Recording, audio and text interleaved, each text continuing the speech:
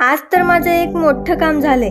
विश्वाच्या पप्पांना मी खूप दिवस झाले सांगत होते की हे कपाट दुसरीकडे नेऊन ठेवा, पण त्यांना टाइमच मिळत नव्हता. पण फायनली आज ते कपाट तिथून निघालं. त्या कपाटामुळे जी अडचण झाली होती ती आज रिकामी झाली. एक मोठी जागा रिकामी. आता पडला तो हा पसारा. तसं मी हे कपाट आधीच रिकामं केलं होतं, पण थोडं थोडं सामान अजून त्यात बाकी होतं. मग कपाट नेताना हे सगळं सामान खाली काढून ठेवलं होतं. आता मला हे दिवसभरात लावून घ्यायचं होतं. गार्गीचा खाऊ सुद्धा संपला होता, त्याची तयारी करून घेतली. संध्याकाळी मला समजलं की रात्री 8 वाजेपर्यंत लाईटच येणार नाही. त्यामुळे आम्ही तिघेच इथे बसून काय करू म्हणून आम्ही निघालो मम्मीकडे. सामान तर सगळं लावायचंच होतं, पण अंधारात काय करणार म्हणून म्हणलं आता लाईट आल्यावरच घरी येऊया आणि मग पटापटा कामं होती.